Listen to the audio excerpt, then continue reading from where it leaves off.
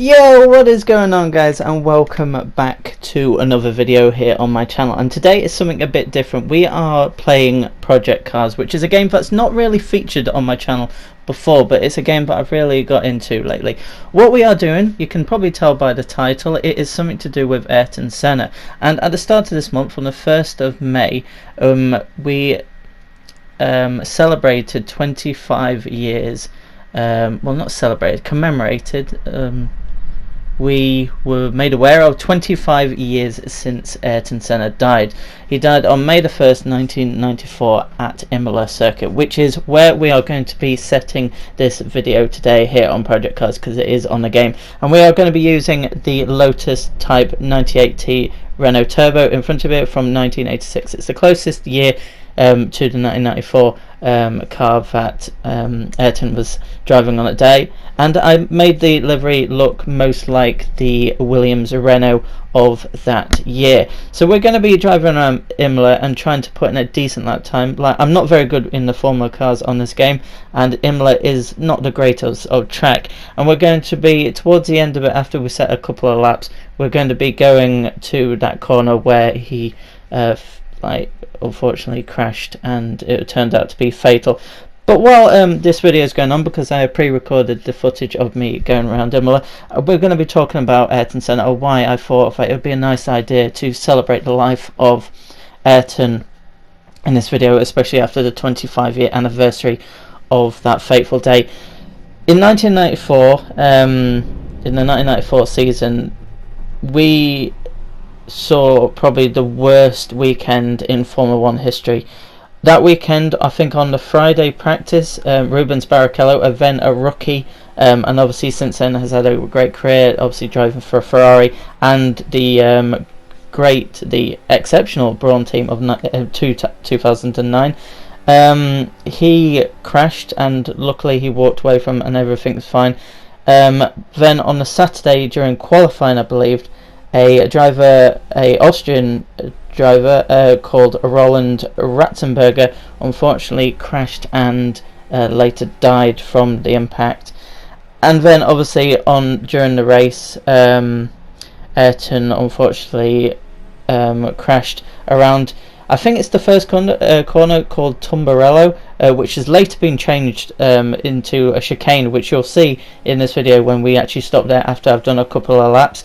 You can probably tell by this footage I'm not very good. I'm going at a very leisurely pace, because these cars on this game are so sensitive on the throttle and with the steering, so it is mainly about getting around in one piece. But yeah, let's go back to Ayrton and why he is such a big name. Quite possibly the greatest Formula 1 driver to ever live, who unfortunately died at only the age of 34, which was just devastating. But let's talk about his career and why he's so exceptional. He drove for 4 teams in his Formula 1 career. Toleman, which is where he started, he moved to Lotus, then after that had a brilliant time at McLaren, and then in the year that he actually died, he did sign for the Williams Renault team. In his career, he won 3 Formula 1 championships, which were 1988, 1990 and 1991, and an epic battle, as we know, with Alain Prost, which was just an exceptional battle. In his career of 161 race starts, he won 41 times, which included 80 podiums in his career, also 65 pole positions and 19 fastest laps. His first entry was in his native Brazilian Grand Prix in 1984, and obviously his last entry being the 1994 San Marino Grand Prix, which was obviously held in Imola, which, if you don't know, is in Italy. His first win was in Portugal in 1985, and his last win was the Australian Grand Prix in 1993, the year I was born. Obviously I was only 1 when he died, but like, he's a legend of the sport, and when I got into Formula 1 around 2006, 2007 time, like, it was a name that kept cropping up. I wanted to know more about it, and obviously this year marks the 25-year anniversary of his death at the age of 34. That's crazy. I'm 25 years old, and he, like, in 9 years time when I'm 34, I need to think, like, this should be just after, like, around my peak as a human. But yeah, anyway, as you see me actually pushing a bit harder then, and unfortunately going off the circuit, but like, kind of say, let's talk about the implications of that accident and obviously his death. That was the last fatality in Formula 1, which was 1994 until 2014, where Jules Bianchi unfortunately hit a recovery vehicle in the Japanese Grand Prix, I believe, and unfortunately lost his life. But if you think that's a 20-year gap of no fatalities, and the reason for that is a lot of safety measurements came in after Senna's death to ensure the sport is a lot safer, because at the time of it in the 1990s, 1980s, it was a very, very dangerous sport. But obviously since then there has been a lot of safety precautions being added, and obviously since Jules Bianchi's death in 2014 there has been the introduction of the halo, which I'm all for. It might not be the prettiest thing ever on a Formula 1 car, but it's a very effective thing, and safety, it should be paramount in any motorsport and any sport, any day life really. Safety is always the first priority. But yeah, one thing I just wanted to talk about is Senna's like driving style, why he was a legend. Obviously he won multiple world championships in the sport because he was great at what he did. He was definitely a driver that went for a gap. If he saw a gap, he was going for it. He was a huge risk taker, and unfortunately he didn't take much risks on 1st of May 1994, but you can definitely tell his luck ran out when he hit the wall around the first corner.